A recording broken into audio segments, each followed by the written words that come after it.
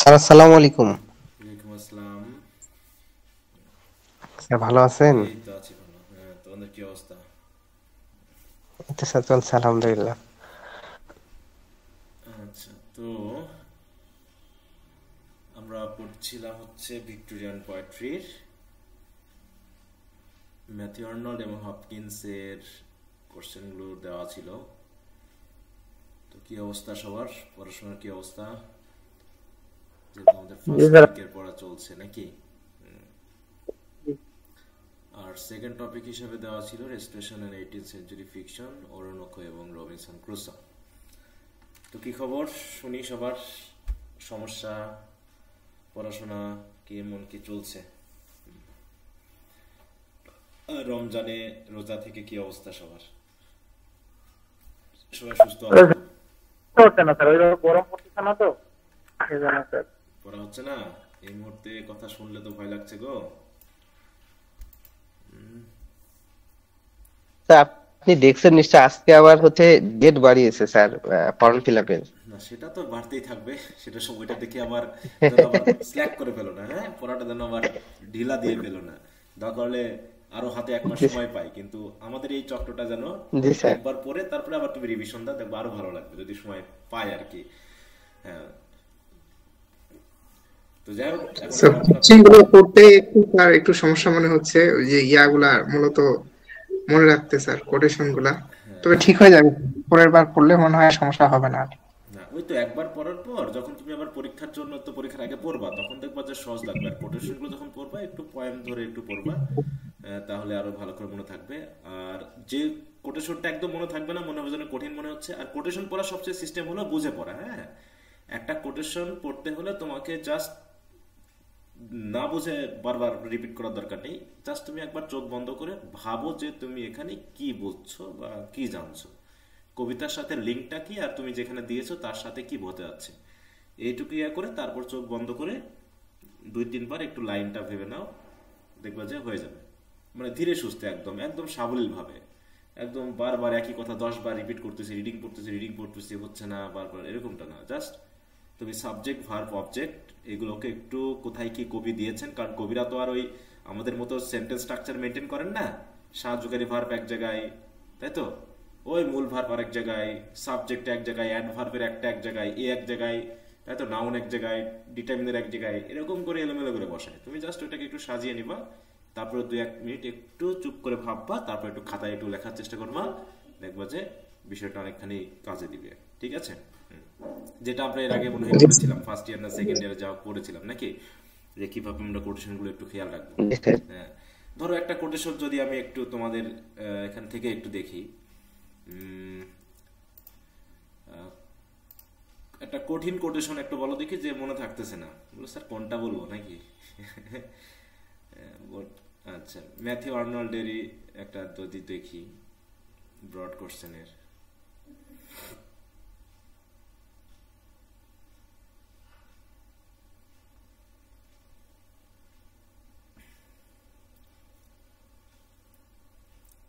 ধরো এটাই আমরা যে ডোভার বিচ থেকে যে পড়েছি, তাই না? এখান থেকে যদি আমরা এটা জি স্যার। একটু একটু পড়ার চেষ্টা করি, কিভাবে আমি পড়বো? জাস্ট আমি দেখবো, এটার দিকে তাকিয়ে থাকবো, আর কবিতার ব্যাপারটা একটু কল্পনা করবো যে কবি কি বলতে চেয়েছিলেন। তাহলে the sea is calm tonight, আমি বুঝলাম যে সমুদ্র আজকে খুবই শান্ত, আজ রাতে। The tide is full and the moon lies fair. এই দ্বিতীয় লাইন যখন লিখব, তখন ফার্স্ট লাইনটাকে আর একবার একটু পড়ে নিব। কি দিব? The sea is calm tonight, the tide is full, নাকি? এবং আর একটা ইমেজ কি? The moon lies fair, the tide is full, the moon lies fair. তাহলে এই দুটো লাইন আমি একটু কারেক্ট করে নিব। তাহলে কবি কি বলতে চাচ্ছেন? যে সমুদ্র হচ্ছে আজকে খুবই শান্ত। The sea is calm tonight, the tide is full, the moon lies fair. তারপরে কি, কোথায় এটা? আপন দ্য স্ট্রেটস। হ্যাঁ, স্ট্রেট মানে জানো কি বলেছিলাম আমরা? এটা হচ্ছে কি জানো? প্রণালী, তাই না? প্রণালী। স্ট্রেট মানে আমরা বলবো কি? প্রণালী। প্রণালী বুঝি তো? প্রণালী বুঝি আমরা। এটা তোমরা যখন জি স্যার, জার্নি আপনি ম্যাপে দেখিয়ে দিয়েছিলেন। হ্যাঁ জি মানে স্যার, যে কৃত্রিম ভাবে যে করে একটা নালা প্রণালীগুলো আছে। টাইপের, তাই না? একটা মানে ভূমিকে আলাদা করে আর দুটা জলাশয়কে যুক্ত করে, এমন একটা ক্যানেল হতে পারে, সেটা কোন সাগর হতে পারে, সমুদ্র হতে পারে, যেটাই হোক, এটা একটা স্ট্রেট। তাহলে আপন দা স্ট্রেট, তাহলে এইটুকু হলো একটা সেন্টেন্স আমার, তাই তো? মানে দুটা সেন্টেন্স, একটা হলো the sea is calm tonight, আর একটা হচ্ছে কি the tide is full, the moon lies fair upon the straits. এইটুকু একটা অংশ। তারপর কি হলো, অন্যদিকে হচ্ছে on the French coast the light gleams as is gone. তাহলে হচ্ছে অন দ্য ফ্রেঞ্চ কোস্ট, মানে ফ্রেঞ্চ মানে ফ্রান্সের অংশে, তাই তো? কোস্ট মানে কি সমুদ্র সৈকত, তাই তো? তাহলে on the French coast the light gleams as is gone, মানে মাঝে মাঝে আলো দেখা যাচ্ছে, আজ মাঝে মাঝে আলো চলে যাচ্ছে, মানে আলো কখনো উজ্জ্বল ভাবে চোখে ভাসতেছে, কখনো আলো দেখা যাচ্ছে না। হ্যাঁ, তাহলে on the French coast the light gleams as is gone, এটা একটা গেল। এবার ইংল্যান্ডের সাইডে কি দেখতে পাচ্ছি, the cliffs of England stand. কিভাবে স্ট্যান্ড করতেছে, দাঁড়িয়ে আছে কেমন, the cliffs of England stand কিভাবে, glimmering and vast out in the tranquil way. তাহলে এই যে শান্ত যে উপসাগর আছে, এই উপসাগরের পাশে ইংল্যান্ডের ক্লিফগুলো একদম দাঁড়িয়ে আছে, গ্লিমারিং অ্যান্ড ভাস্ট। তাহলে the cliffs of England stand glimmering and vast out in the tranquil bay. তাহলে এখানে আমি দেখলাম আমাদের তিনটা বিশেষ ইমেজারি আমরা পাচ্ছি, সমুদ্র বিষয়ক ইমেজারি, ফ্রেঞ্চ কোস্টের ইমেজারি, ইংল্যান্ডের এই সাইডের একটা ইমেজারি।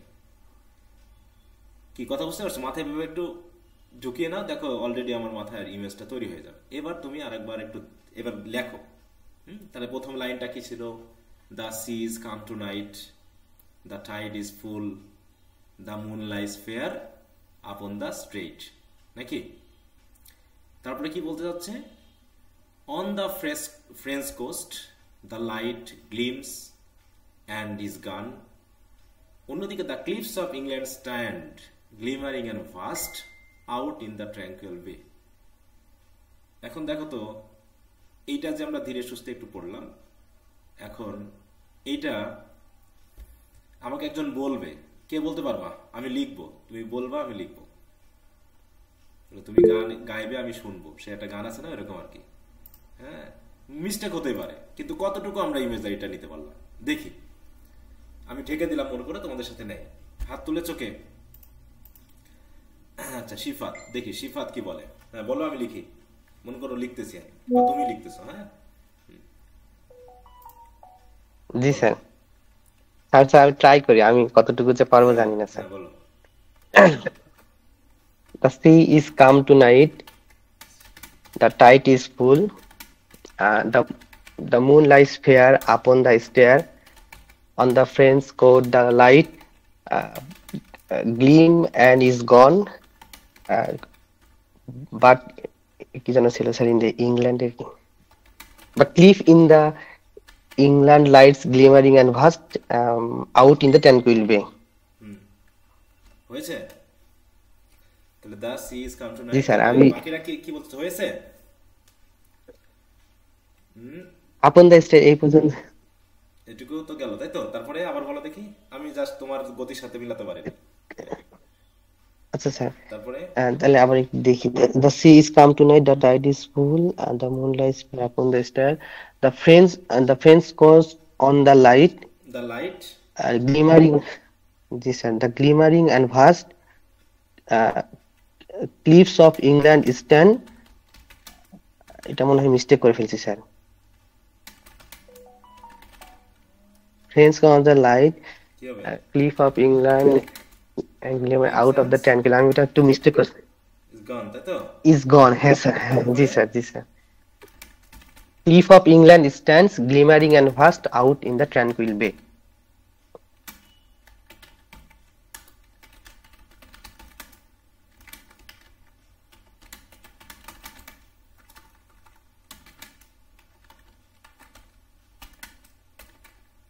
এই তো, জি স্যার। কোথাও কি মিস্টেক হয়েছে দেখি। ওই প্রথমে একটু মিস্টেক হয়ে গিয়েছিল স্যার, পরে মনে পড়ছে। স্ট্রেট সব এখানে স্ট্রেট হয়ে আছে। এইভাবে মোটামুটি আমাদেরকে একটু জাস্ট হ্যাঁ এখন মনে থাকার বিষয়টা যে স্যার পড়লাম তো এই মুহূর্তে এখন মনে থাকে কিনা সেটা হলো ব্যাপার। তুমি যখন এইভাবে বুঝে একটু এটা আমি আগেই পড়ছিলাম স্যার একটু ভালো করে, হুম তো এটা আমি একটু পারে গেছি স্যার। আচ্ছা ভেরি গুড। ওই তো একবার পড়লে আরেকবার একটু ইয়া করলে হয়ে যাবে। হ্যাঁ, প্রথম চান্সে কোনো কিছু সম্ভব না। হ্যাঁ একটু পড়লে পারে দেখাচ্ছে বিষয়গুলো হয়তো মাথায় থাকবে। হুম তো যাই হোক এখানে আমরা তো দেখছি বিষয়গুলো কিভাবে কি আছে। হুম, আচ্ছা তো যাই হোক এখন এইভাবে তোমরা একটু পড়ার চেষ্টা করবা। সবগুলো যে মনে থাকবে না এটা অবশ্যই যে মনে থাকবেই না, সবগুলো যে থাকবে না এমন না। কিছু মনে থাকবে কিছু মনে থাকবে না, এটার ভিতরে হয়তো দেখা যাচ্ছে দুই একটা লাইন ছুড়ে যাবে, একটু এদিক ওদিক হয়ে যাবে। হ্যাঁ তারপরও যদি কোটেশন তুমি দিয়ে আসো ভালো হবে, কারণ একটা বিষয় হলো কোটেশনটা দেওয়াটাই হচ্ছে এখানে একটা গুরুত্বপূর্ণ পয়েন্ট। এখানে দুই একটা ভুল হবে এটা স্বাভাবিক, এটা আমরা টিচার হিসেবেও জানবো যে একজন স্টুডেন্টের পক্ষে সবগুলো কোটেশন একদম হুবহু পাই টু পাই প্রপার পাংচুয়েশন দিয়ে মনে রাখাটা এত সহজ না। তারপরও কেউ কোটেশন দিল একটু ভুল ভাল হলেও দিয়েছে, আর একজন কেউ দেয়নি কিছু, তাহলে অটোমেটিক একটা ডিফারেন্স তৈরি হবে না এই দুইজনের মধ্যে? বলো। অবশ্যই স্যার হবে। হ্যাঁ কেউ দিলই না কিছু, হ্যাঁ আর একজন কোটেশন দিয়েছে, এটা একটু মিস্টেক হয়েছে। কেউ এক সময় বলেছিল তোমাদের ব্যাচের না কোন ব্যাচের যে স্যার কোটেশন নে নাকি যদি দুই একটা বানানো ভুলে নাকি 2 মার্ক করে কেটে দেয়, তাহলে তো সে কোটেশন আমাদেরই বলছিল স্যার। তোমাদের ব্যাচে কেউ বলেছিল তাই না যে জি স্যার, জি স্যার। কোটেশন দিলে নাকি একটুখানি ভুল হলে 2 মার্ক কাটা যায়। হ্যাঁ, একজন দিলই না আর তুমি দিলে তোমার ভুল হয়ে আর 2 মার্ক কেটে দিল, তাহলে কিভাবে হলো বলো? হ্যাঁ, বরং তুমি যে দিয়েছো এই জন্য তোমাকে আরো 2 মার্ক বেশি দেওয়া উচিত। যেটা একটু ভুল হয়েছে তা তুমি সাহস করেছো, তাতে তো তোমার এটা একটা পজিটিভ দিক যে তুমি কোটেশন দেওয়ার সাহস করেছো, কারণ এটাই সাহস করে না। ওকে তো ঠিক আছে, এখন তোমরা তোমাদের একটু সমস্যাগুলো এখন শেয়ার করতে পারো যদি সমস্যা থেকে থাকে। প্রথমে আমরা এর আগে যেহেতু আমরা মনে হয় ম্যাথিউ আর্নল্ডের কিছু পড়েছিলাম তাই না, শর্ট পর্যন্ত। এখন ম্যাথিউ আর্নল্ডের ব্রডে যদি কারো সমস্যা থাকে সেটা নিয়ে আমরা একটু কথা বলি। যদি কোনোটা সমস্যাজনক মনে হয়, কোনো কিছু পড়ায় দেওয়া লাগে এরকম কিছু বলো আগে ব্রড নিয়ে, বা তার আগে ব্রিফ শর্টেও সমস্যা থাকতে পারে। মোটামুটি ম্যাথিউ আর্নল্ড নিয়ে কারো যদি কোনো প্রবলেম থাকে একটু বলো, হাত তুলবা।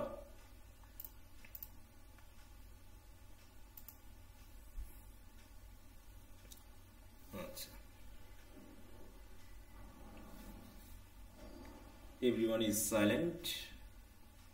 I can understand sir either you have problems or not.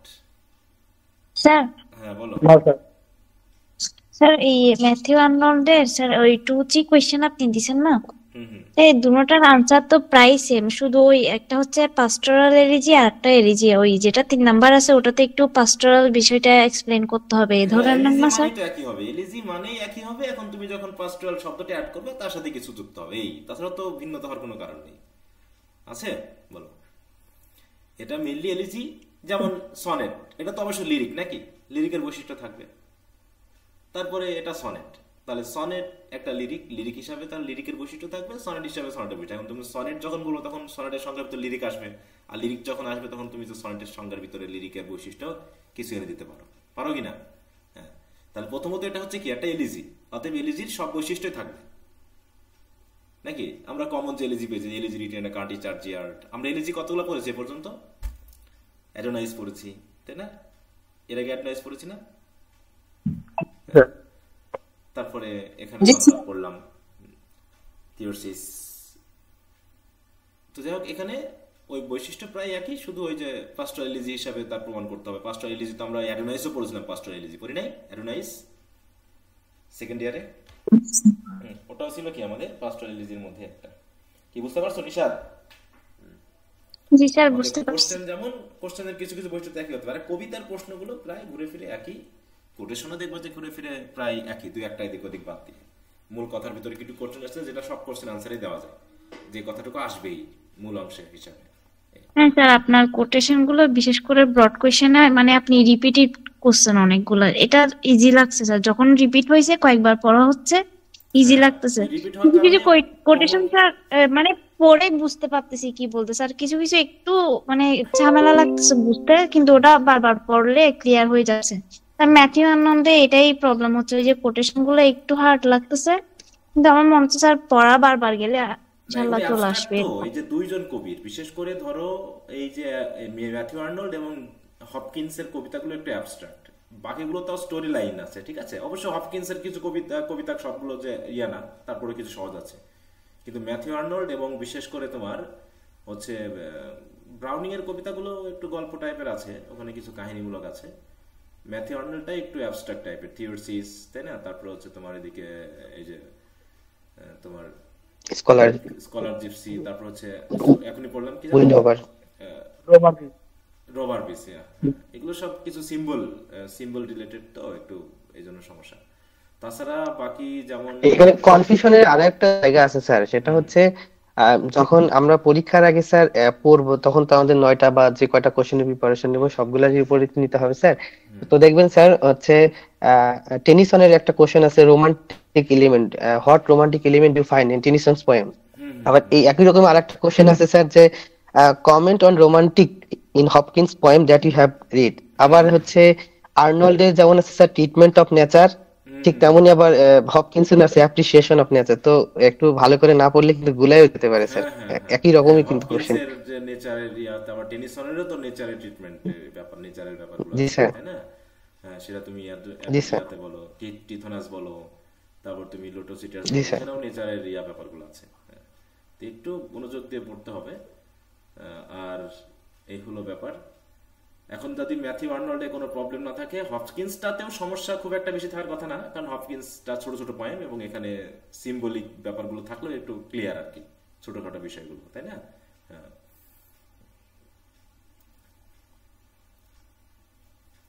আচ্ছা, তো যাই হোক, তাহলে বুঝলাম যে ম্যাথিউ আর্নল্ডে কোনো সমস্যা নাই। তাহলে হপকিন্সের কারো সমস্যা আছে? হপকিন্স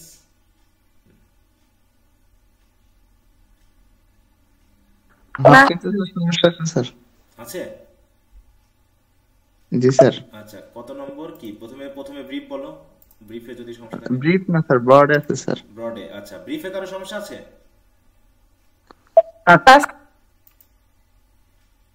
আছে? না স্যার। আচ্ছা, ব্রিফ এখানে কয়টা? আচ্ছা, যেহেতু 4টা কবিতা আছে, 1 2 3 4, তাহলে ব্রিফে নাই, শর্টে?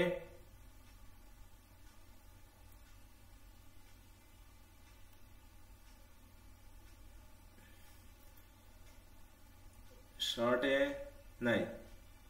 নাই স্যার। আচ্ছা,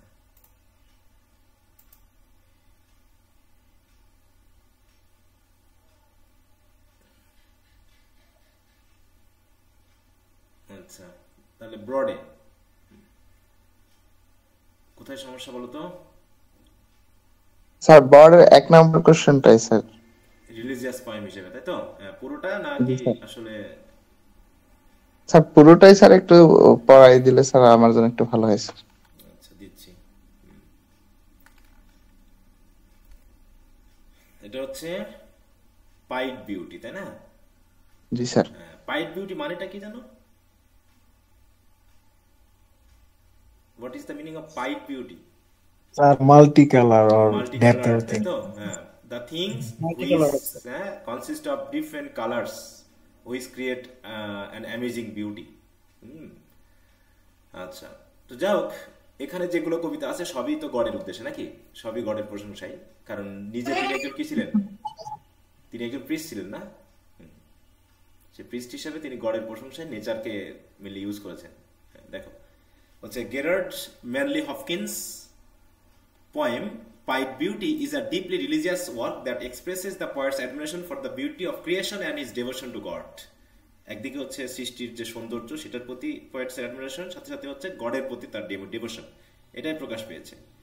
অ্যাজ এ জিসুইস্ট প্রিস্ট, এটা একটা চার্চের নাম, যেমন ক্যাথলিক চার্চ, হ্যাঁ, অর্থোডক্স চার্চ, তেমনি জিসুইস্ট একটা মানে ক্রিশ্চিয়ানিটির একটা সেক্ট, যার প্রিস্ট হিসাবে Hopkins saw the world through a spiritual lens। তাহলে যেহেতু তিনি একজন প্রিস্ট, অতএব ধর্মকর্ম নিয়েই তার কাজ, অতএব তিনি পৃথিবীকে বর্ণনা করেছেন তার নিজস্ব দৃষ্টিভঙ্গিতে, তাই না?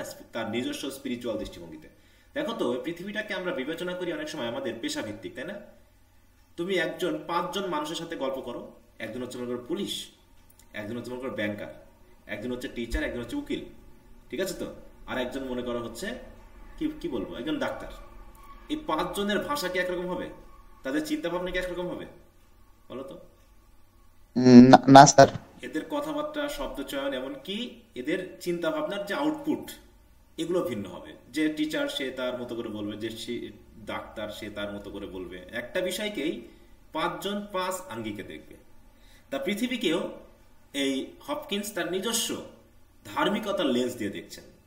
And in this poem he celebrates the variety and uniqueness of nature as reflection of divine artistry. তাই তো? এই প্রকৃতি যে ডিভাইন আর্টিস্টের আর্টিস্ট্রির একটা যে বহিঃপ্রকাশ, তাহলে পৃথিবী যদি এত সুন্দর হয়, তাহলে হেভেন নামে যে বিষয়টাকে আমরা কল্পনা করি, তাহলে সেটা কত সুন্দর হতে পারে বলো।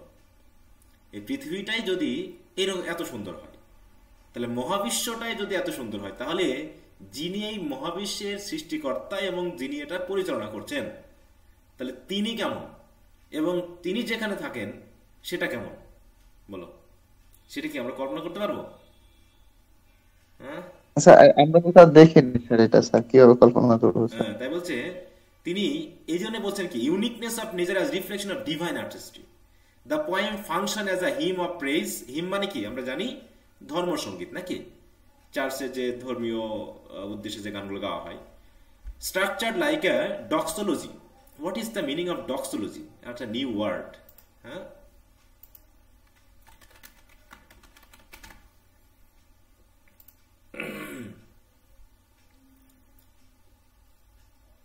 দেখো, a liturgical formula of praise to god.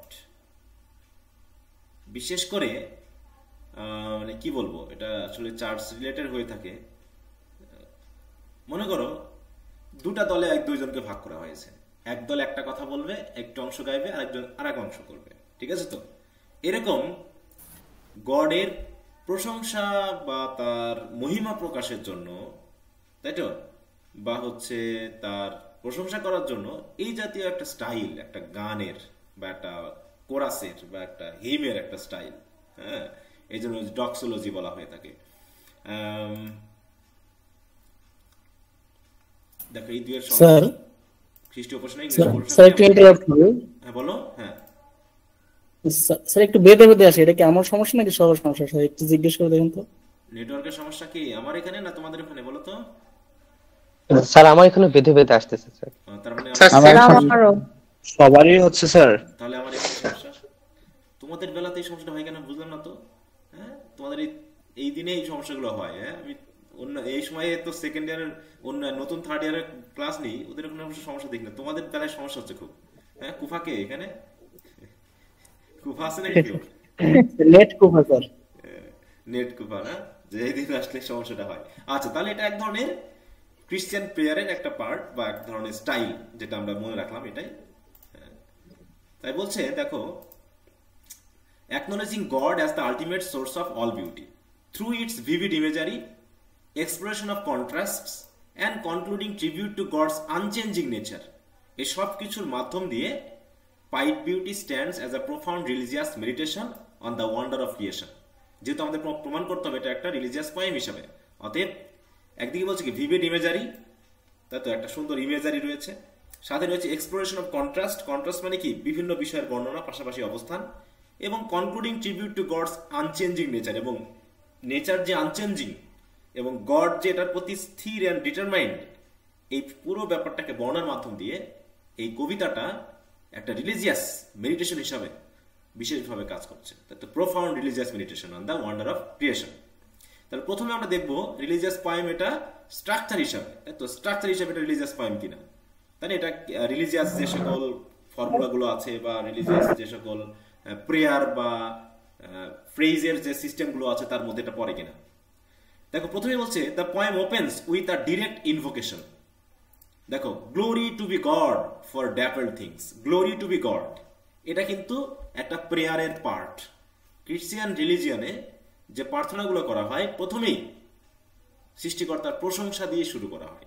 তার প্রতি তার মহিমা প্রকাশের মাধ্যমে আমাদের প্রার্থনাটা শুরু হয়। তারপরে ধন্যবাদ থাকে, তারপরে থাকে হচ্ছে আমাদের চাওয়া পাওয়া। মানে একটা প্রার্থনার 3টা পার্ট থাকে, তাই তো? একটা প্রার্থনার কয়টা পার্ট থাকে? প্রথমত 4টা পার্ট, ইন কনক্লুশন তাতে 3টা পার্টের প্রধান 3টা পার্ট হলো, প্রথমটা হলো দ্য প্রেইজ অফ গড। হ্যাঁ, তিনি কি, তার মহিমা, তার শক্তি বা তার ক্ষমতাকে আমরা প্রথমে বর্ণনা করব। তার মহাবিশ্বে, তাই তো, পরিচালনা করার ক্ষমতা, এই মহাবিশ্ব সৃষ্টির ক্ষমতা, তার নিজস্ব মহিমায় আমাদেরকে পরিচালনা করার ক্ষমতা, এই সবগুলো দিয়ে তার গ্লোরি করব, তাই তো, তার প্রশংসা করব। তারপরে তাকে ধন্যবাদ জানাবো আমাদের ব্যক্তিগত বা সামষ্টিক উদ্দেশ্যে, যে তিনি আমাদেরকে সুস্থ রেখেছেন, হ্যাঁ, তিনি আমাদেরকে এখনো বাঁচিয়ে রেখেছেন, আমাদের প্রয়োজনীয় সবকিছু তিনি আমাদেরকে প্রদান করছেন। এবং তারপরে আমরা তার কাছে যাব, যে পৃথিবীতে থাকা অবস্থায় আমাদের রোগ শোক ইত্যাদি হয়, আমাদের দারিদ্রতা রয়েছে, আমাদের দুর্বলতা রয়েছে, আমাদের অধর্মতা রয়েছে, এইগুলো ক্ষমা চাওয়া থেকে শুরু করে আমাদের পরবর্তী প্রার্থনা থাকবে, এবং শেষে তার গ্লোরি করে আমরা আবার শেষ করব। তাহলে এটা একটা কি প্রেয়ারের মাধ্যম। দেখো, একটা প্রেয়ার আছে জিজাস, আমাদের যেটা বলা হয় আমাদের মানে ক্রিশ্চিয়ান রিলিজিয়নের একটা প্রধান প্রেয়ার। হ্যাঁ,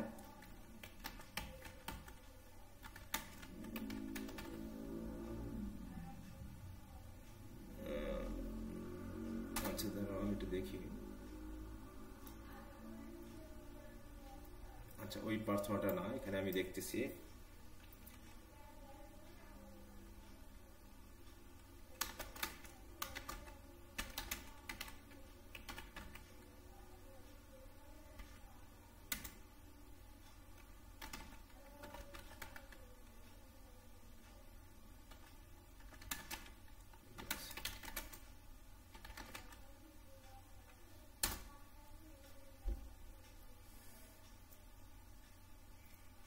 আচ্ছা, হ্যালোড বা এই প্রার্থনাটা একটু খেয়াল করো। প্লেস বা হ্যালোড বিভিন্ন বলা হয়, দেখো বিভিন্ন পার্ট রয়েছে। এই প্রার্থনাটা দেখো কয়েকটা। প্রথমত হচ্ছে এটা ফুল প্রেয়ার। প্রার্থনা শুরু হয় our father who art in heaven hallowed by thy name. Hallow মানে হচ্ছে ব্লেসড বা গ্লোরি করা। তাহলে প্রথমত তার প্রশংসা করছি, তাই না? তাকে আমরা বলছি আওয়ার ফাদার, মানে সৃষ্টিকর্তা হিসাবে, যাকে আমরা বলি স্বর্গস্থ পিতা। হ্যাঁ, দেখো এটার বাংলা ফরম্যাটটা যদি আমরা দেখি তাহলে কেমন আসে।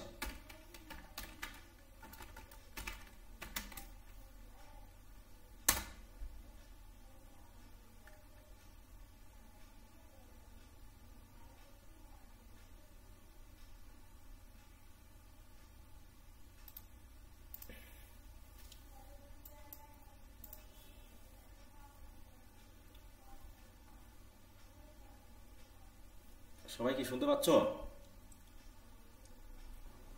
স্যার ওরকম সমস্যাই আছে। শোনা যাচ্ছে? জি স্যার। দেখো এই প্রার্থনাটা, মানে এটা একটা প্রার্থনা, যদি এটা একটু পড়ো তাহলে কি দেখতে পাবো, যেখানে কি কি বিষয়ে প্রার্থনাটা করা হয়েছে। প্রথমে বলা হচ্ছে হে আমাদের স্বর্গস্থ পিতা। হ্যাঁ, স্বর্গস্থ মানে who art in heaven, our father who art in heaven.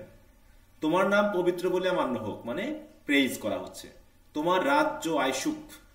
তোমার রাজ্য মানে হচ্ছে শয়তানের নাম। তোমার রাজা, তোমার রাজত্ব, তোমার মহিমা পৃথিবীতে প্রকাশ পাক। দেখো, তোমার ইচ্ছা সিদ্ধ হোক মানে হচ্ছে তোমার যা ইচ্ছা পৃথিবীতে তাই হোক, আমাদের ইচ্ছা না। যেমন স্বর্গে তেমনি পৃথিবীতেও হোক। তাহলে স্বর্গে যেমন তোমার ইচ্ছা অনুসারে সবকিছু হয়, পৃথিবীতেও যেন তোমার ইচ্ছা মতোই সবকিছু হয়। ঠিক আছে? আমাদের প্রয়োজনীয় খাদ্য আজ আমাদের দাও, মানে আমাদের প্রয়োজনীয় খাদ্য আজ যতটুকু প্রয়োজন ততটুকু দাও, যা প্রয়োজন, বেশি না কমও না, আমাদের চাওয়া। আর আমাদের অপরাধ সকল ক্ষমা করো, যেমন খেয়াল করো আমরাও আপন আপন অপরাধীদেরকে ক্ষমা করিয়াছি। তাহলে এই জায়গায় কেমন দাঁড়াচ্ছে বলতো ঘটনাটা, সূত্রটা? আর আমাদের অপরাধ সকল ক্ষমা করো যেমন আমরাও আপন আপন অপরাধীদেরকে ক্ষমা করিয়াছি। তার মানে যদি আমরা আমাদের অপরাধীদের ক্ষমা করি তাহলে তো আমরা ক্ষমা পাওয়ার যোগ্য, নাকি? আমরা যদি অন্যকে ক্ষমা না করে আমরা যদি ক্ষমা চাই তাহলে কি আমরা ক্ষমা পাবো বলতো? না স্যার। হ্যাঁ, তাহলে যেমন আমরা ক্ষমা করেছি আমাদের অপরাধীদেরকে, তেমনি তুমিও আমাদের অপরাধ ক্ষমা করো। আর আমাদিগকে পরীক্ষাতে আনিও না, মানে পরীক্ষা নিও না আমাদের, কারণ তুমি পরীক্ষা দিলে আমরা সেই পরীক্ষা সহ্য করতে পারবো না। হ্যাঁ, আর কিন্তু মন্দ হইতে রক্ষা করো, কারণ রাজ্য, আবার দেখো, কারণ রাজ্য পরাক্রম মহিমা যুগে যুগে তোমার। তার মানে হচ্ছে যে কোনো, তাই তো, এই পুরো পৃথিবী মহাবিশ্ব স্বর্গ সবই তোমার, তোমার পরাক্রম রয়েছে, পরাক্রম মানে শক্তি, তোমার মহিমা, এবং যুগে যুগে তোমার সবকিছুই। তাহলে প্রথমে তোমার প্রশংসা ছিল, তাই তো, তারপরে হচ্ছে আমাদের জন্য বিশেষ প্রার্থনা, ক্ষমা, খাদ্য ইত্যাদি ইত্যাদি, তারপরে হচ্ছে আবার তার জন্য বিশেষ মহিমা বা প্রার্থনা। তো এইভাবে প্রার্থনার যে একটা স্ট্রাকচার রয়েছে, এই স্ট্রাকচারটা আমাদের এর ভিতরে আছে কিনা, তাই বলেছে। দেখো প্রথমে কি, ওই যে glory be to God for dapple things, তাই বলছে দিস লাইনস রিমেম্বার, দেখো, resembles traditional Christian prayer such as glory be to the father, reinforcing the poem's religious tone. তাহলে শুরুটাই এটা যে একটা রিলিজিয়াস পোয়েম সেটা নির্দেশ করে দিচ্ছে। Hopkins uses this line as a declaration that all the beauty he described in the following lines is not random or accidental. যে সৌন্দর্য আমরা দেখছি, এই সৌন্দর্য অ্যাক্সিডেন্টাল না বা র্যান্ডম না, rather a testament to God's creative power. এগুলো হচ্ছে তারই সৃষ্টির একটা কি সাক্ষ্য বা প্রমাণ। By beginning the poem with a call to glorify God, Hopkins established the central theme that the world's diversity is a reason for worship. তার মানে এই পৃথিবীর যা কিছু আমরা দেখতেছি, সৌন্দর্য, মহিমা, সবকিছুই আসলে তার গৌরবের উদ্দেশ্যে, হ্যাঁ, তার ওয়ার্শিপের উদ্দেশ্যে। অতএব যেদিকে আমরা তাকাবো সৌন্দর্য, আর এই সৌন্দর্যের টেস্টামেন্ট হচ্ছে আমাদের, ঠিক আছে তো, কিসের টেস্টামেন্ট? এই গডের ক্রিয়েটিভ পাওয়ারের টেস্টামেন্ট।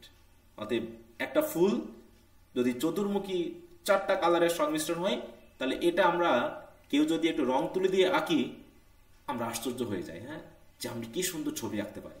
কিন্তু গড যে এটা ন্যাচারালি তৈরি করেছে সেটা আমরা খেয়ালই করি না, তাই না?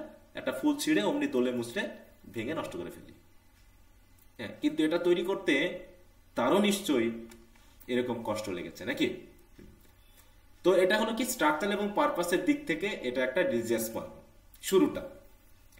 এরপর হচ্ছে সেলিব্রেশন অফ ক্রিয়েশনস ডাইভার্সিটি।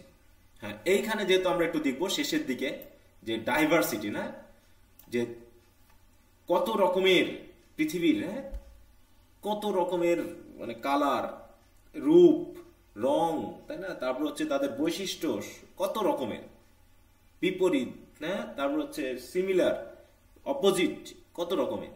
তারপর দেখো Hopkins moves on to list various examples of dapple things celebrating the variety found in nature and human activity. এইখানে একটা কোটেশন হচ্ছে, একটু মনে রাখতে হবে, তাই না? কোটেশনটা বুঝে যদি পড়া যায় তাহলে মনে থাকবে। তাহলে হচ্ছে দেখো আমরা বলছি কি ড্যাপল থিংস মানে মাল্টি কালার্ড বিউটি। তাহলে এই কোটেশনের ভিতরে আছে কিনা? বলছে for skies of couple colour as a blended cow.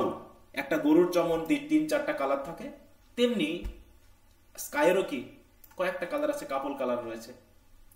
এরপর একইভাবে for rose moles all in stipple upon trout that swim. আবার এদিকে রোজের যে কালার, ঠিক একই কালার আবার কোথায়? ট্রাউট মাছ, না, যেটা নদীতে সাঁতার কাটছে। ফ্রেশ ফায়ারকোল চেস্টনাট ফলস, তাই তো, একইভাবে ফ্রেশ ফায়ারকল যেমন, চেস্টনাটের কালারও গাছেরও তেমন। ফিনসেস উইংস এর একই কালার। ল্যান্ডস্কেপ প্লটেড অ্যান্ড পিসেস, আর যে আমরা মাঠের দিকে তাকাই যখন কিছু জমি আছে, কি চাষ করা, দেখো প্লাউ, কিছু জমি আছে কি ফ্যালো, কিছু জমি আছে ফোল্ড। এগুলো দিয়ে কি বলতে যাচ্ছে? জমির 3টা বৈশিষ্ট্য বলতেছে কি, আমরা যখন তাকাই তখন আমরা বিভিন্ন কালার দেখতে পাই না, মনে করেন এরকম একটা বিষয়। একটাতে রয়েছে কি ধান গাছ কাঁচা, আরেকদিকে হচ্ছে কি গম যেটা অলরেডি পেকে গেছে, আরেকদিকে আছে কি সরিষা ফুল। তাহলে একই জায়গাতে কয় কালার দেখবো আমরা বলতো? মনে করো ধান এখন গ্রিন কালার, তাই তো, সবুজ হয়ে আছে গাছ। তার পাশে রয়েছে কি তোমার সরিষা ফুলের হলদে ফুল, ঠিক আছে, আর তার পাশে রয়েছে একটা শিমুল গাছ। শিমুল ফুল এখন কি শিমুল ফুল ফুটছে না? তাহলে এখানে কতগুলো কালার দেখলাম আমরা? ওরকম বিভিন্ন কালার দেখতেছি। অতএব যেদিকেই তাকায় সেদিকেই বিভিন্ন কালার, হ্যাঁ, and all trades their gear and tackle and trim। মানে কি যেদিকে যাই কেন, যে কাজই করি না কেন, সবকিছুর মধ্যে আমরা এই সৌন্দর্য দেখতে পাচ্ছি। যেমন হচ্ছে বিভিন্ন ধরনের টুলস, যখন ট্রেড, তাই না, আমরা যে ট্রেডে যাই, যে যা কাজ করে আর কি, যে যা বিজনেস করে, যে যে প্রফেশনের সাথে রিলেটেড, সেই অনুপাতে তাদের গিয়ার রয়েছে, তাদের কার্যক্রম রয়েছে, সেই হিসাবে তারা ট্রিম করা মানে কি জিনিসগুলোকে হয়তো সুন্দর রূপ দেওয়া, যেমন কাঠের কাজ দিয়ে করে, তাই না? যে একজন হয়তো কাঠের কাজ করে, যে কাঠের কাজ থেকে কি বলা হয়, কাঠের কাজ যারা করে সুতোর মিস্ত্রি, তাই কি? আরেকজন হয়তো দেখা যাচ্ছে রং তুলি দিয়ে, মানে রং দিয়ে ঘরকে সুন্দর করে ডিজাইন করে। আরেকজন হয়তো কাঠে করে, মানে জাস্ট রাজমিস্ত্রি হিসাবে কাজ করে। আরেকজন হয়তো ইঞ্জিনিয়ারিং হিসাবে সুন্দর গাড়ি তৈরি করতেছে। এরকম ভাবে কি প্রত্যেকটা ট্রেডিশন, প্রত্যেকটা প্রফেশন, প্রত্যেকটা ট্রেডের মানুষ বিভিন্ন জন বিভিন্ন কাজ করছে। তার মানে কত ভ্যারাইটি, হ্যাঁ, সেটা দেখা যাচ্ছে। Each of this images highlights natural patterns and contrast that contribute to the world's beauty. হ্যাঁ, the couple colour sky suggests the changing hues of sunrise and sunset, while the brinded cow, meaning streaked and patch, patch মানে কি বিভিন্ন রঙের, brinded cow কেমন, বিশেষ করে Australian বা Holstein গরু আমরা দেখি না, বিভিন্ন কালারের হয়। দেখো সাদা কালার মিক্স, সাদার সাথে কালো, একটু একটু হয়তো একটু লালটে নাকি, এই যে দেখো একটু কালো একটু লালটে ভাব, এই যে এরকম, হ্যাঁ, এই যে দেখো কত কালার এই গায়ে, ব্রিন্ডেড কাউ। তো ঠিক ওরকম ভাবে বিষয়টাকে বোঝানোর চেষ্টা করছে। তার বলছে সিম্বলাইজ, কি সিম্বলাইজ করছে এটা, mix patterns in nature. The rose moles on trout, রোজের যেমন ট্রাউটের গায়েও তেমন। Refer to the delicate red spot on a fish skin, তাই তো, যে গোলাপ ফুলের যে রেড স্পট সেটাও রয়েছে মাছের শরীর চামড়ার উপরে। Demonstrating how beauty exist even in small details, হ্যাঁ, যে প্রত্যেকটা জায়গাতে সৌন্দর্য, এবং সৌন্দর্যের মধ্যে কিছু মিলও রয়েছে, কন্ট্রাস্টও রয়েছে, কম্পারিজনও রয়েছে। Hopkins expand beyond nature two include human activity, এবং তিনি শেষ পর্যন্ত হিউম্যান অ্যাক্টিভিটির মধ্যেও নিয়ে আসলেন, জমি চাষ করা থেকে শুরু করে বিভিন্ন profession. Recognise that even man made landscape, plotted and pieces এবং টুলস যেমন গিয়ার, ট্যাকেল, ট্রিম, এগুলো কি করছে, reflect God creative hands. This suggests that God's presence is not only in the wilderness but also in the works of human labor. কারণ আমরা বিভিন্ন মানুষের বিভিন্ন বৈশিষ্ট্য, কেউ গান পছন্দ করে, কেউ নাচ পছন্দ করে, কেউ ক্রিকেট, কেউ ফুটবল, বিচিত্র জন বিচিত্র রকমের। By embracing both natural and human made beauty, Hopkins shows that all aspects of life, whether wild and or cultivated, serve as reflections of God's glory. তাহলে এভাবে আমরা দেখলাম যে গডের গ্লোরি প্রকাশ করার জন্য তিনি এটা লিখেছেন। এরপর কি, the beauty of contrast and opposites, তারপর শেষের দিকে আমরা দেখলাম কি, কন্ট্রাস্ট অ্যান্ড অপোজিট, স্ট্রেইট, তাই তো, fickle, freckle, slow, fast, sweet, sour, সবকিছুর মধ্যে সৌন্দর্য, সবকিছুর বৈপরীত্য আছে। এখন বিপরীত মানে কি শত্রুতা, বলো তো, বিপরীত মানে কি শত্রুতা? না স্যার, বিপরীত মানে কি একটা ব্যালেন্স, বিপরীত মানে শত্রুতা নয়। তাহলে এইটাকে তাই বলছে, দেখো, Hopkins then highlights the paradoxical beauty of contrast and differences, reinforcing the idea that diversity itself is a divine gift. তার মানে আমরা যত ডাইভার্সিটি দেখবো, যত বিপরীতমুখী দেখবো, বুঝতে হবে এটা সৃষ্টিকর্তার সৃষ্টি, অতএব এখানে ঘৃণা করার কিছু নাই। হ্যাঁ, কালো, সাদা, ধলা সব রকম মানুষই পৃথিবীতে থাকবে, কিন্তু তারপরে কি হয়েছে, হোয়াইটদের দ্বারা ব্ল্যাকরা ডমিনেটেড হয়েছে, এখনো হচ্ছে কিনা, এক ধরনের মানুষ এক ধরনের মানুষকে ঘৃণা করতেছে পৃথিবীতে।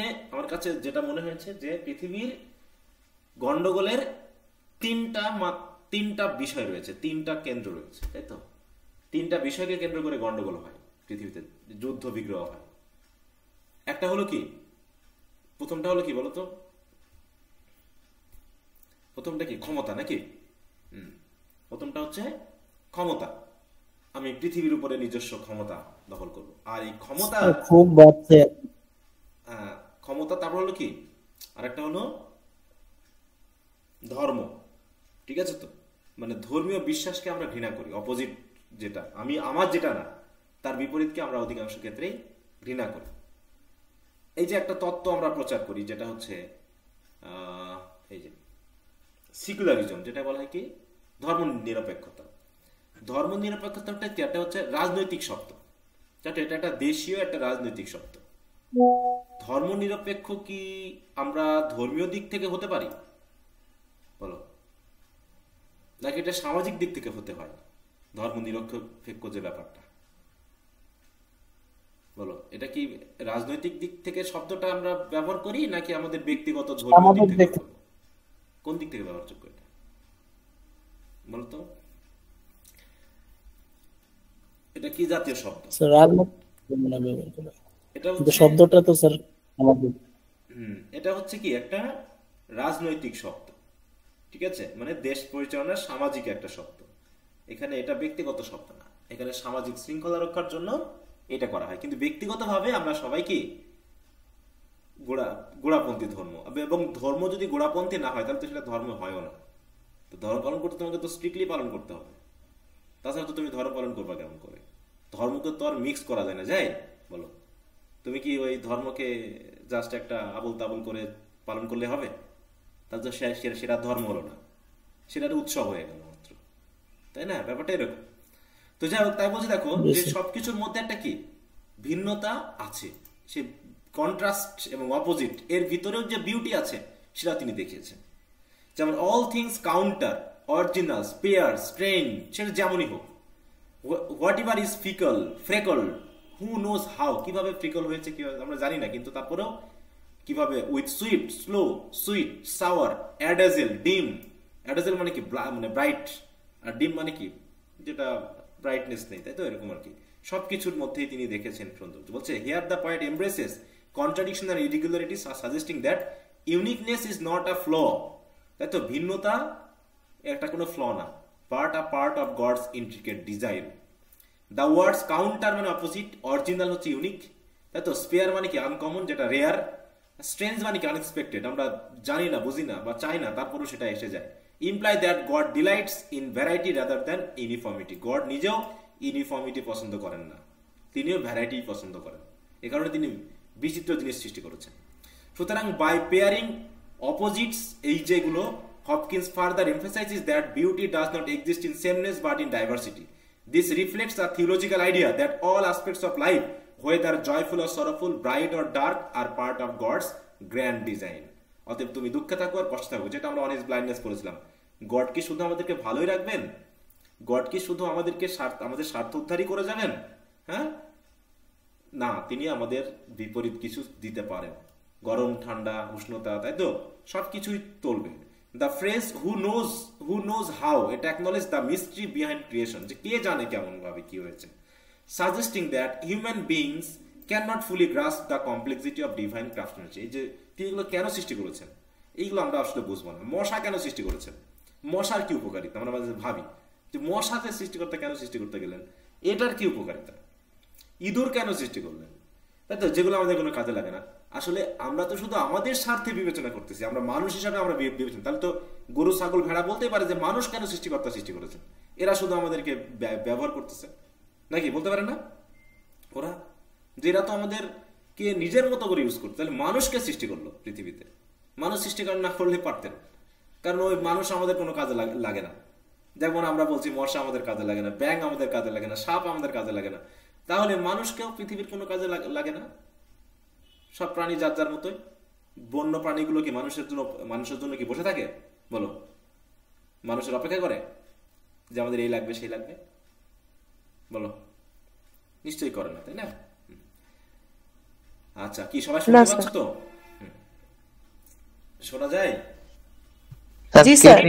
স্যার কথা আপনার অনেকটাই। আচ্ছা, the poem transition from the ever changing world to the eternal nature of God in the final lines.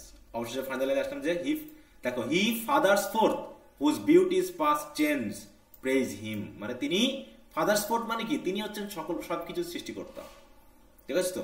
মানে যেগুলো বিয়ন্ড চেঞ্জ, পাস্ট চেঞ্জ মানে কি, যা কখনো পরিবর্তনশীল নয়, আনচেঞ্জিং, পারফেক্ট, ইটার্নাল। তাই বলছে এখানে তিনি দেখিয়ে দিলেন যে সবকিছু। তাই হচ্ছে Hopkins acknowledge that while creation is filled with variety and change, God himself remained constant. The phrase Father's Force suggests that God continuously creates and sustains the universe. Yet unlike the world, which is marked by contrast and transformation, God's beauty is past change, unchanging. Past change মানে হচ্ছে unchanging, perfect বা eternal. The poem ends with the imperative praise him, এই কথা দিয়ে। মানে এটাই কি, ওই যে গ্লোরি ভি, ওই একই কথা। দেখো আবার শেষে তার প্রশংসা করে আমরা কিন্তু শেষ করছি। Praise him, reinforcing the devotional nature of the work. This simple yet profound command serve as a reminder that the ultimate purpose of recognizing beauty in the world is to honor and glorify God. অতএব আমরা পৃথিবীর সেই মতো rhyme of the ancient ওয়ার্ল্ডের মতো নাকি, the rime of the ancient ওয়ার্ল্ডের মতো পৃথিবীর সে বড় হোক আর ছোট হোক, কোনো কিছুর দেখে যদি তুমি তার প্রশংসা করো, তারপর যদি তুমি কৃতজ্ঞ হও, তাহলে আসলে এটা আলটিমেটলি সৃষ্টিকর্তারই প্রশংসা করা হয়। হ্যাঁ, তাহলে সে ভালো প্রার্থনা করতে পারে, যে কি করতে পারে, হু প্রেইজ বেস্ট, না? তাহলে প্রে করে ভালো, যে সে কি ছোট বড় সকলের কি করতে পারে, প্রশংসা করতে পারে ভালো, সেই ভালো প্রার্থনা করতে পারে। দেখো আলটিমেটলি সবকিছুই সৃষ্টিকর্তাকে নির্দেশ করছে। এভাবেই the poem as the religious may, অতএব আলটিমেটলি আমরা বলতে পারছি কি যে throughout the Pied Beauty Hopkins blends poetry with theology using nature as a lens to appreciate divine artistry. তো এটা হচ্ছে একটা মাধ্যম মাত্র, সৃষ্টিকর্তার প্রশংসার একটা মাধ্যম এই কবিতাটা। The poem reflects a central Christian belief that the world, despite its variety and imperfections, is a manifestation of God's wisdom and love. এই যে ইমপারফেকশন যে আমরা শব্দটা ইউজ করছি, যা কিছু আমাদের দৃষ্টিতে ইমপারফেকশন, এটা তো গডের দৃষ্টিতে ইমপারফেকশন না হতে পারে, এটা তো একটা সিস্টেম হতে পারে নাকি? আমরা ইমপারফেকশন বলতেছি, কিন্তু গডের দৃষ্টিতে কি এটাই হয়তো তার সিস্টেমের অংশ হতে পারে কিনা। যেমন ইডিপাস রেস্ট যখন আমরা পড়েছিলাম, ইডিপাস যা কিছু করতেছে তাই কি তার ভাগ্যের হিসেবে যাচ্ছে না, রোড হিসাবে তো নিয়ে যাচ্ছে নাকি? আলটিমেটলি তাকে সেই ভাগ্যের হাতেই নত হতে হচ্ছে। কি সবাই শুনতে পাচ্ছ তো? হ্যাঁ স্যার, স্যার শোনা যাচ্ছে। অতএব the structure of the poem mirrors a traditional religious hymn beginning with praise. দেখো beginning with praise, listing reasons for that praise, কি কারণে তার প্রশংসা করা যায়, এবং concluding with a reaffirmation of faith. Hopkins' use of vivid sensory imagery, transforming the poem into an almost prayer-like meditation, encouraging the reader to see the divine in everyday life. Moreover, the poem's celebration of pied things can be seen as a reflection of Jesuit philosophy of finding God in all things, যেটা আমরা ওয়ার্ডসওয়ার্থের ক্ষেত্রেও পাই, তাই না? Rather than seeking perfection in uniformity, যে ভিন্নতা মানে যে imperfection তা নয়, বরং Hopkins suggest that God's presence is found in the diversity and contrast of the world. তো অতএব বুঝতে পারছো তো নাকি যে কিভাবে কবিতাটি একটা রিলিজিয়াস পয়েম হিসেবে কাজ করছে? কি বোঝা গেল?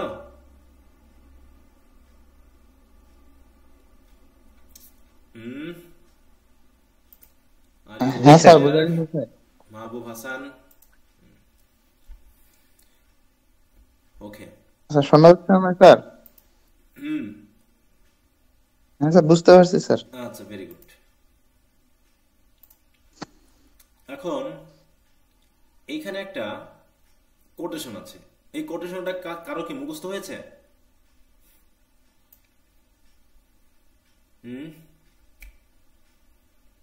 এই কোটেশনটা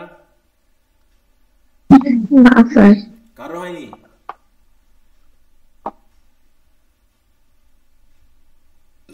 তাহলে এখন একটু মুখস্থ করে ফেলো সবাই, এই কোটেশনটা একটু মুখস্থ করে ফেলো, দেখি কে বলতে পারে। আমার সাথে একটু ইয়া করো।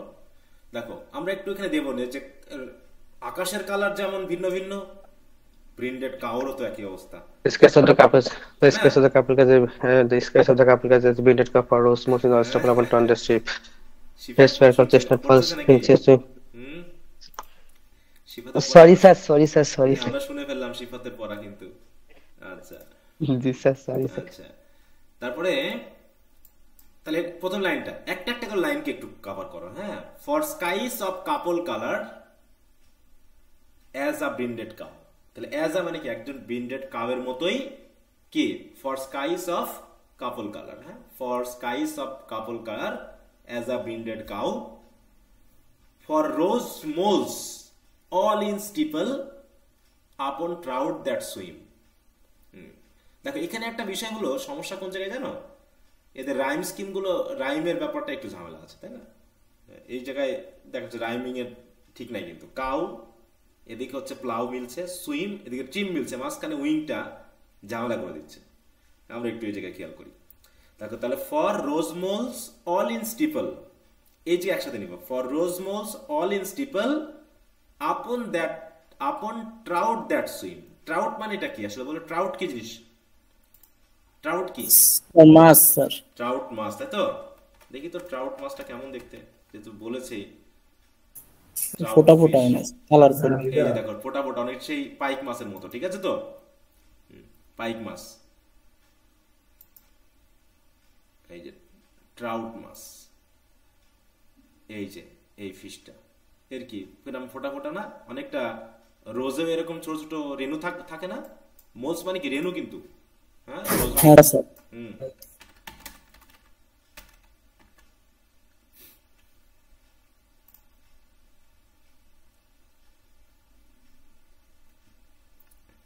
দেখো এই যে মোল গুলোকে, এখানে স্পট গুলোকে মেনলি বোঝানো হচ্ছে, ঠিক আছে? রোজের মতোই, হ্যাঁ দেখো টাইনি রোজেস। তাই বলছে দেখো কোথায় গেল, বলছে for rose moles all in stipple upon that trout swim. এবার হচ্ছে fresh firecoal chestnut falls finches wings. Finches কি বলতো? ফিনসেস কি? ফিন্স কি? তার আবার উইং এর কথা বলা হচ্ছে। ফিন্স চিনি আমরা, এগুলো না জেনে পড়তে গেলে কিন্তু বিপদ আছে।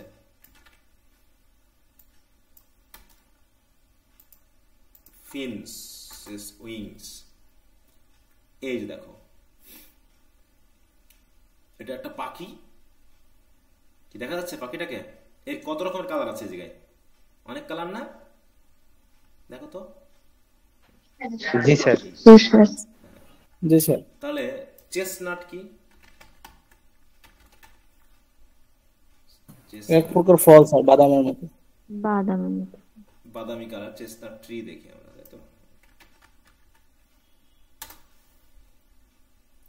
এই যে এখানে এর ভিতরে আছে, এই যে ভিতরে এই যেগুলো চারকল ওইরকম কালার।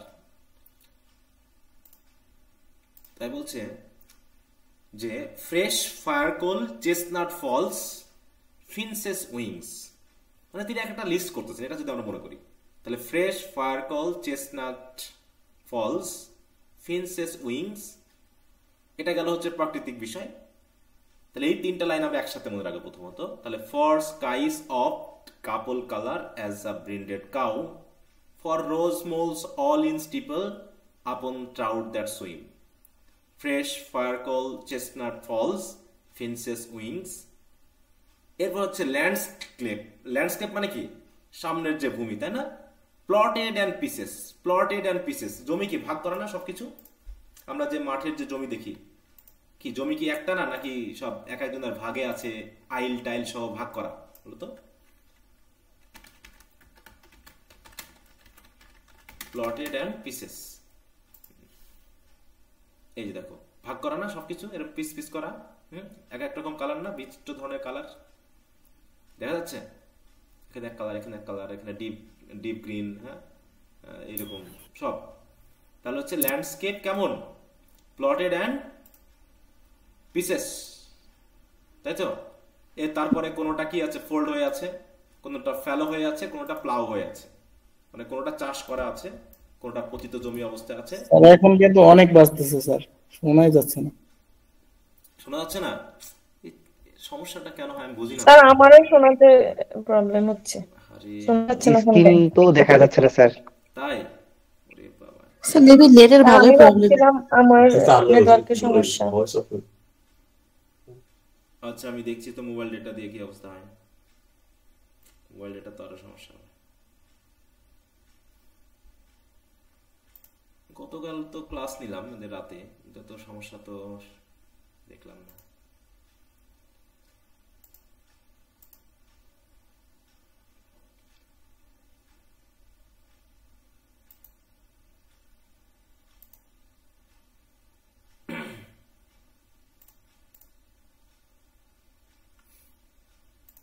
আচ্ছা এখন শোনা যাচ্ছে কথা?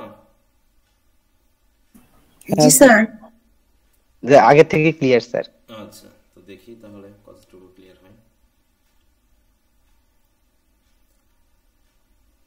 আচ্ছা তাহলে এখানে গেল হচ্ছে, দেখো আমরা একটা কোটেশনের মধ্যে আছি, দেখি কোটেশনটা কতটুকু আমরা মনে করতে পারি। তাহলে প্রথম হচ্ছে আমরা শেষে দুইটা লাইনে আলাদা করে পড়বো, প্রথম তিনটা লাইনে আলাদা করে পড়বো। Landscape plotted and pieces fold, fallow and plow. তারপর হচ্ছে and all trades their gear and tackle and trim। দেখো সব and all trades their gear, trade মানে প্রফেশন বুঝবো বা পেশা বুঝবো, তার সাথে related gear and tackle and trim. all trades their gear and tackle and trim, সবই কি ভিন্ন। স্যার ফোল্ড জমি কোনটা স্যার? ফোল্ড,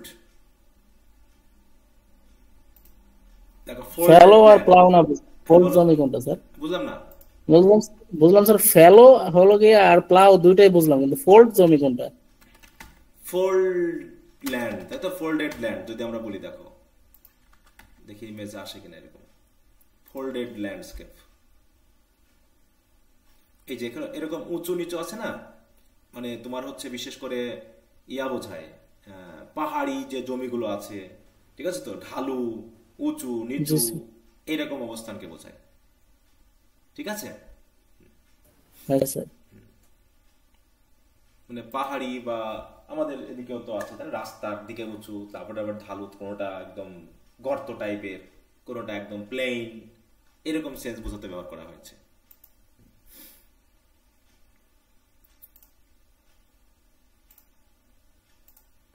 আচ্ছা, তাহলে প্রথম 3 লাইন কেউ বলতে পারবা?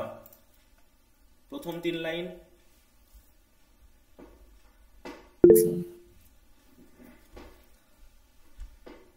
কয়জন হাত তুলেছ? একজন, মৌলি, দেখিস, বলো দেখি শুনি। For skies of couple color as a brinded cow, for rose moles all in steeple upon trout that swim, fresh fire call, chestnut falls, finches wings.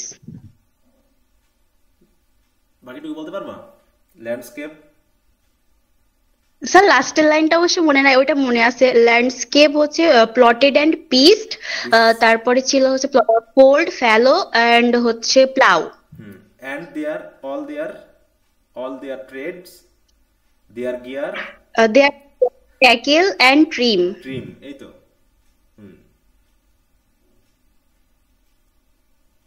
ঠিক আছে, আর কেউ ট্রাই করবে?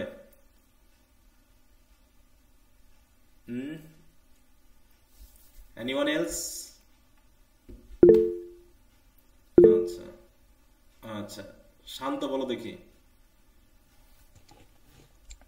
For skies of couple color as a brinded cow, for rose mall in steeple that upon trout that swims, fresh fire call, chestnut fall, finch wings, landscape plotted and spice fold, fallow and plow. শেষের লাইনটা দেখি নাই তো। Trade বা profession, এই জায়গাটায় সবাই একটু ধরা খেয়ে যাচ্ছে নাকি, ওই জায়গাটায় আমরা মিস করতেছি। হ্যাঁ দেখো, all trades their gear and tackle and trim, মানে সবার এখানে ট্রেড মানে কি, প্রফেশন বোঝাচ্ছে, ঠিক আছে তো। গিয়ার মানে ওই প্রফেশনের রিলেটেড যে সকল টুলস, এলিমেন্ট, সব কিছুকে বোঝানো হচ্ছে, এবং সেই প্রফেশনটা পরিচালনা করতে গিয়ে তারা কিভাবে পরিচালনা করে, কি ধরনের কার্যক্রম করে, কিভাবে ম্যানেজমেন্ট করে, এই সব কিছুকে ট্যাকেল অ্যান্ড ট্রিম দিয়ে বোঝানো হয়েছে, ঠিক আছে। যেমন আমি বললাম যে আমি শিক্ষক, আমি কিভাবে আমার প্রফেশনের রিলেটেড কলম, টেবিল, চেয়ার, বই, খাতা নিয়ে কাজ করছি। আরেকজন হচ্ছে তোমার মাছ ধরাতে কাজ করে, সে কিভাবে তার জাল নিয়ে কিভাবে মাছ ধরে, কিভাবে জাল ফেলে, কিভাবে মাছ রিলেট করে। কেউ হয়তো দেখা যাচ্ছে ড্রাইভার, সে কিভাবে তার গাড়ি চালাচ্ছে, কিভাবে ইয়ে করতেছে, এই সব কিছুকে বোঝানো হচ্ছে, বুঝতে পেরেছ? এইটা তাই অল ট্রেডস, তাহলে all trades their gear and tackle and trim, তাহলে their gear, tackle and trim, ঠিক আছে তো। আর একটু বানানগুলো খেয়াল রাখতে হবে, ব্রিন্ডেড যেন ব্র্যান্ডেড না হয়ে যায়, ঠিক আছে তো। হ্যাঁ, স্টিপল, তাই তো, যেন স্ট্রিপল না হয়ে যায়। তারপর হচ্ছে এখানে ফিনসেস উইংস, ফিনসেসের সাথে অ্যাপোস্ট্রফি এস আছে, তাই তো, এটা যেন মিস না হয়ে যায়। আর বাকি ফ্যালো, এটা যেন ঠিক থাকে। এই হুম, তাহলে আরেকজন দেখি ট্রাই করুক, হ্যাঁ, দিয়ে তারপরে এটা শেষ করব। হাত তুলেছিল যেহেতু জাকির, বলো। জাকির হোসেন, মোহাম্মদ জাকির, স্যার। জি স্যার। বলো। স্যার বলেই, হ্যাঁ, for all trades, sorry, sir. For skies of couple color as a brinded cow, for rose moles, fallen stable upon trout and swim, fresh fire coal chestnut, finches, wings, landscape plotted, and peas, fallow, fold, and plow. fold, fallow, fold, fallow, and plow, and all trades, their gear and tackle and trim. হ্যাঁ, trim. তোমার এই জায়গায় বাদ পড়ে গেছে একটা জিনিস, একটা কথা বাদ গেছে। জি স্যার। চেস্টনাটের পরে কোনটা স্যার? একটা শব্দ ছিল ফলস, তাই না? Chestnut falls sir. হ্যাঁ, কল, হ্যাঁ, চেস্টনাট ফলস। তারপর হচ্ছে সেমিকোলন দিয়ে হচ্ছে ফিনসেস উইংস। তারপরে একটু তোমরা যদি গ্রুপেও কেউ মনে করো যে প্রতিদিন যদি আধা ঘন্টা করে বসে গ্রুপে করেও যদি একটু প্র্যাকটিস করো বা বুঝে পড়ো, দেখবা যে ভালো হবে। না বুঝে কিন্তু মুখস্থ করলে কোটেশন থাকবে না, হ্যাঁ, কোটেশন মাথায় থাকবে না, এটা বারবার বলছি। এটা এগুলো কঠিন, আমি তো বললাম এগুলো পাংচুয়েশনে একটু ভুল হয়ে গেলে কি সমস্যা আছে স্যার? কত সমস্যা না, একটু কমা ফুল স্টপ এগুলো একটু হয়তো ভুল হতেই পারে, তবে একটু মাথায় রাখার চেষ্টা করবা। আমি তো বললামই যে কোটেশনে ভুল হওয়া নিয়ে টেনশন করার কোনো কারণ নেই, ঠিক আছে তো? কিন্তু কোটেশনটা তুমি একটু যথাযথ দেওয়ার চেষ্টা করবা, এটা হলো বড় কথা, একদম না দেওয়ার চেয়ে। হ্যাঁ, এটা। আচ্ছা, তো আর কারো কোনো সমস্যা আছে কোনোটাতে? তাহেরা, তাসনিয়া তাহেরা, তাহেরা আছে নাকি? Where is Tahera? G sir. কি অবস্থা তোমার? জি স্যার, আলহামদুলিল্লাহ। পড়াশোনা চলছে তো? জি স্যার। আচ্ছা, ভেরি গুড। এখান থেকে কয়টা প্রশ্ন দিয়েছিলাম? এটা এই জায়গায়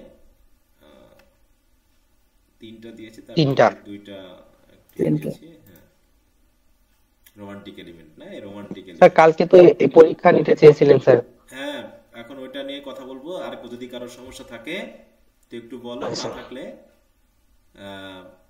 তো ভালো কথা যে তোমরা পড়ছো এবং কোটেশন নিয়ে সমস্যা থাকবে, এটা নিয়ে টেনশন করারও কিছু নাই, যা মনে থাকবে কিন্তু একটু পড়বা। পড়লেই কিছু না কিছু মনে থাকবে। এই যে যেমন করে বলতেছি, একটু সময় নাও, শুধু কোটেশন দিকে একটু মনোযোগ দাও এবং বোঝার চেষ্টা করো। আর না বুঝলে এই গুগলে সার্চ দাও, দিয়ে এআই দেখো তোমাকে মিনিংটা বলে দিবে। দেখো আমি যদি এখন এটাকে একটা সার্চ দিই, তাই না, যে এটা ছোট বাদ দিলাম, and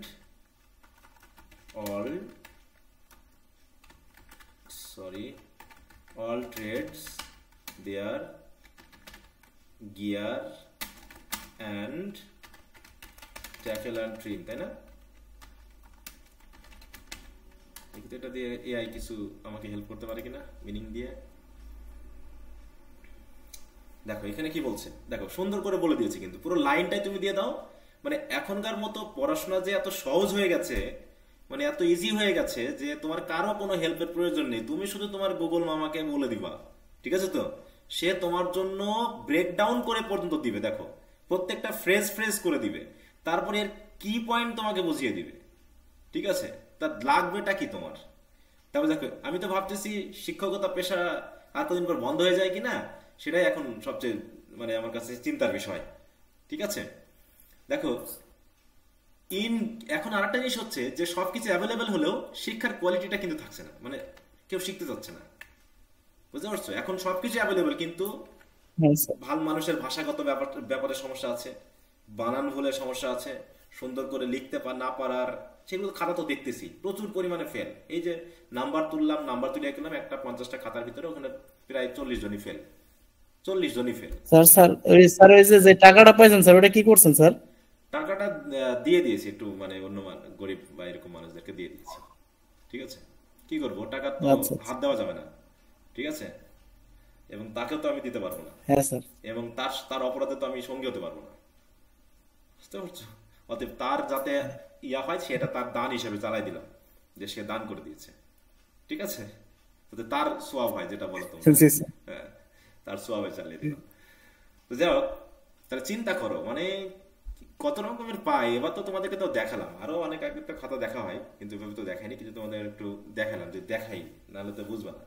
বলছে in Gerard Manley Hopkins Pied Beauty the phrase all দেখো and all trades their gear and tackle and trim means that even the tools and equipment used by different professions with their various parts and details are considered beautiful in their diversity. Sentence গুলো incomplete, তাই না? এখানে দেখো sentence গুলো কি incomplete, এখানে full sentence দেওয়া নেই। তাই বলে যে আমি পুরো কবিতার সেন্সে বুঝতে পারবো না তা তো না, আমাকে বুঝতে হবে, হ্যাঁ আমাকে একটু বুঝে নিতে হবে যেখানে আসলে কি বলতে চাচ্ছে। তারা যেভাবে কাজ করে, যেভাবে ট্রিম করে, যেভাবে ট্যাকেল দেয়, সব কিছুই আসলে এখানে beautiful. Contributing to the overall pied beauty, মানে pied বা dappled or varied quality of natural world, essentially saying that human activity and its tools are also part of God's beautiful creation. এটা বলছে যেমন all trade বলতে কি refers to all different types of manual labor or occupations like carpentry, farming, blacksmithing, etc. Their gear মানে হচ্ছে basic tools, equipment used in this trade. Tackle মানে হচ্ছে কি specific implement or harness মানে use করা হয় কিভাবে, used for particular task within a trade. And trim মানে কি the finer details or adjustment on the tools and equipment indicating precision and care, মানে কত সুন্দর করে ট্রিমিং করা হয়, কিভাবে ম্যানেজমেন্ট করা হয়, এই বিষয়গুলো এখানে বোঝানো হয়েছে। তার মানে আলটিমেটলি কি বলতে চাচ্ছে দেখো, by including all trades Hopkins is saying that even the mundane aspects of human work with their diverse tools and functions can be seen as beautiful in their variety. কি বুঝতে পেরেছো? দেখো এআই কি করেছে, পুরো ব্যাপারটা তোমাকে এনে দিয়ে দিয়েছে, মানে কি পাওয়ারফুল জিনিস হয়ে গেছে এখন, তাই না?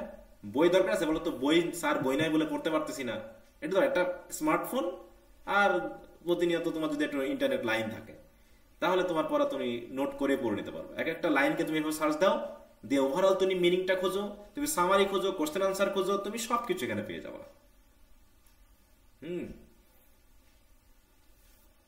আচ্ছা, সবাই কি শুনতে পাচ্ছ তো যা বললাম? হ্যাঁ স্যার, হ্যাঁ স্যার। আচ্ছা, তো ঠিক আছে, তো ভেরি গুড। তাহলে মনে করলাম যে তোমরা পড়েছো মোটামুটি যা হয়েছে, যতটুকু পারো দয়া করে কালকে টেস্টে সবাই অংশগ্রহণ করবা, মনে থাকবে তো? এবং কালকে এখন থেকে একটা কথা হলো, প্রতিটা টেস্টে যারা অংশগ্রহণ করবে না, আমি তো জানি অংশগ্রহণ করবে না প্রায় 80% অংশগ্রহণ করবে না, তাই তো? এই জন্য যারা অংশগ্রহণ করবে না প্রত্যেকের জন্য 50 টাকা করে জরিমানা। যা লেখো আমি খাতা দেখতে চাই, সবার পরীক্ষা দিবা আমি খাতা দেখতে চাই। খাতা যারা দিবে না শটাশট আমি গ্রুপ থেকে রিমুভ করে দিব, তৎক্ষণাৎ রিমুভ করে দিব। খাতা নেই তো রিমুভ করে দিব, কোনো অজুহাত চলবে না। ধরো তুমি পরীক্ষার আগে আমাকে জানাই দিবা স্যার আমি পরীক্ষা দিতে পারবো না এই কারণে, আমি কালকে দিব বা পরশু দিন দিব, কিন্তু কিছুই বলবো না, চুপচাপ থাকবা, তাহলে আমি রিমুভ করে দিব। এটা কারণ একটাই শক্তি আমার কাছে আছে, আমার তো রাজনৈতিক ক্ষমতাও নেই, আমার তো মিলিটারি পাওয়ারও নেই, আমার তোমাকে গ্রুপ থেকে রিমুভ করার পাওয়ারটুকুই শুধু আছে। এটা আমাকে একটু কাজে লাগিয়ে তোমাকে কি করতে হবে, একটু অ্যাক্টিভ করতে হবে। এখন যেহেতু সবকিছু তুমি পেয়ে গেছো, এখন তুমি বলতে পারো স্যার থাকেন আপনি, গুড বাই, টাটা। হ্যাঁ, কারণ অনলাইন তো তোমরা খুব ফাঁকি দিতে পারো, অনেকেই আছে খুব ফাঁকি, মনে হচ্ছে স্যার বোঝে না। আচ্ছা, তোমাদের কি মনে হয় বলো তো, মানে স্যার জাতিটা কি আসলে বোকা? হ্যাঁ, মানে তারা কিছু বোঝে না? তোমাদের আচার আচরণ, মানে কিছু কিছু আছে তোমাদের আচার আচরণ দেখে মনে হয় যে তোমরা আমাদেরকে বোকায় ভাবলা। আমি যে বুঝলাম, আমি হয়তো তোমাকে বললাম না যে তোমরা আমার স্টুডেন্ট, তোমাদের সাথে আমরা কিভাবে আচরণগুলো করবো। এই খাতিরে টিচার পেশাটা এমন একটা পেশা যেটা মানে সবকিছু করা যায় না, বুঝতে পারছো? এমন একটা পেশা যে আমি সবকিছু করতে পারি না, সব কথা বলতে পারি না, এরকম একটা পেশা। তো হয়তো আমি কিছু বলছি না, হ্যাঁ বলো স্যার। আমরা চালাকি করি, আমরা মনে করি নিজেরা চালাক, কিন্তু আমাদের চালাকি যে অন্যজন বুঝে এটা আমরা বুঝি না। সেটাই হচ্ছে সমস্যা, আমরা বুঝে যাচ্ছি সেটা আমরা বুঝতেছি না, তাই না? এই তা এরকম আর কি ব্যাপারটা ঘটবে যে অনেকে চালাকি করবা, ইয়া করবা, সেটা আমরা বুঝবো, কারণ ওই ঘন্টা বাজাতে বাজাতে আছি যে কোন কেমন করে বাড়ি দিলে কোন সাউন্ড হবে, সেটা ঘন্টা বাজানোর লোক ভালোই জানে। ওকে, তার বাড়তি সময় নষ্ট করাবো না। যদি কারোর সমস্যা থাকলে বলো, না থাকলে পড়ো। আগামী দিন কয়টা থেকে পরীক্ষা নিব বলো? পরীক্ষাটা হবে 45 মিনিট থেকে সর্বোচ্চ 1.5 ঘন্টা। প্রশ্ন আমার উপর ডিপেন্ড করবে, এর ভিতরে হয় 45 মিনিট হবে, না হয় 1.5 ঘন্টা হবে। এই ওকে স্যার, তাহলে কয়টা থেকে নিলে ভালো হবে? বলো। সকালের দিকে এসে নেবেন নাকি রাতে? এখন তোমরা যেটা ভালো মনে করো, অথবা আমি প্রশ্ন দিয়ে দিব। স্যার রাতে নেন। প্রশ্ন দিয়ে দিব, তোমরা স্যার রাতেই ঠিক আছে। আচ্ছা তাহলে রাতে 9:30 নাকি 9:30 পরে? না স্যার 9:30 আগে নাকি স্যার আগে শেয়ার করবেন স্যার? না তোমরা বললে আমি আগে শেয়ার করে দিব, যদি কারো সমস্যায় পরে দিয়ে দিলাম নিজ নিজ দায়িত্বে। মানে কালকে তো ক্লাস নাই, দেখা যাবে স্যার আবার তাড়াতাড়ি রোজা তো স্যার তাড়াতাড়ি ঘুমাই করতে পারে, আগে স্যার দেখে লিখতে বলে স্যার। আচ্ছা সমস্যা নেই, আমি তাহলে বিকালে দিয়ে দিব। হ্যাঁ আমি 6টার দিকে দিয়ে দিব, তোমরা তোমাদের মতো 6টার দিকে তোমাদের আবার তাই না? তাহলে মনে করো 5টার সময় দিয়ে দিলাম, ঠিক আছে? তো 5টা বা 4:30 স্যার একটু আগে দিলেই ভালো হয় স্যার, কারণ এখন তো স্যার রাতের থেকে দিনের বেলা একটু পড়ালেখা বেশি। আচ্ছা তাহলে আমি দিয়ে দিব 4টা পরে যাব। স্যার তারপর তোমরা তোমাদের মতো করে। স্যার আমরা যারা মেয়েরা আছি, কথা শুনুন স্যার, আমরা যারা মেয়েরা আছি আমাদের জন্য তো একটু প্রবলেম হয়ে যাবে মনে হচ্ছে। তাহলে তোমরা পরের দিন সকালে দিবা, সমস্যা কি? আচ্ছা স্যার তাহলে ঠিক আছে। হ্যাঁ তাহলে পরের দিন সকালে দিবা। আমার কথা হলো যে আমি তো দেখি না তুমি দেখে লিখবা নাকি না দেখে লিখবা, তুমি আসলে কি করবা, এখন প্রশ্ন দেওয়ার পরে পরে লিখবা কিনা আমি কিছু জানি না। একদম পুরো অন্ধকারে আমি তোমাদের ঢিল ছুড়ি।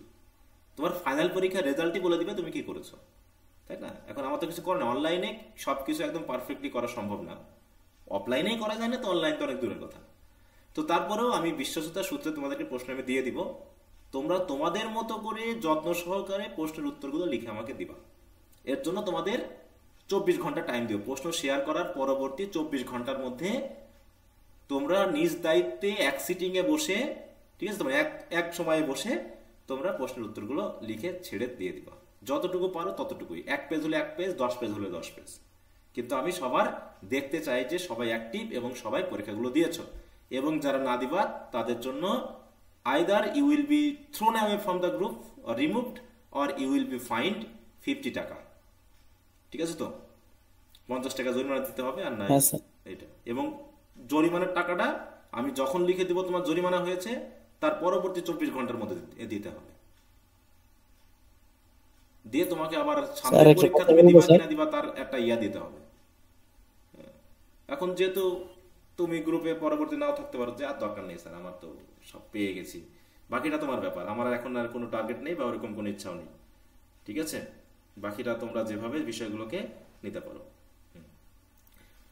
ওকে, তো ঠিক আছে, তো সবাইকে ধন্যবাদ। স্যার একটা কথা বলবো স্যার? হ্যাঁ বলো স্যার। যদি কিছু মনে না করেন স্যার, এটা একটু অ্যাডভান্স চিন্তা ভাবনা, তারপরে একটু বলি স্যার। হ্যাঁ বলো। সেটা হলো গেছে একটু আমার একটু কনসার্নিং মনে হয়, তো এই জন্য স্যার বললাম। বলো অবশ্যই। স্যার আমাদের যখন থার্ড ইয়ারের পরীক্ষা শেষ হয়ে যাবে স্যার, আমাদের গ্রুপটাতে স্যার দেখছেন স্যার স্পিকিং গ্রুপটা ড্রপ করছে স্যার। আমরা যদি স্যার চাই স্যার, আপনি স্যার আবার একটু আমাদের গাইড করবেন স্যার থার্ড ইয়ারের পরীক্ষা শেষে। তোমরা না চাইলে আমি আর কি করে গাইড করব? তোমাদের তো আগে দরকার। আমার তো স্পিকিং নিয়ে কোনো টেনশন নেই, আমি ইংলিশে কথা না বলতে পারলে আমার এখন কোনো সমস্যা না, চাকরি আমি পেয়ে গেছি। জি স্যার, আমার উত্তর পাইছি স্যার, ইনশাআল্লাহ স্যার।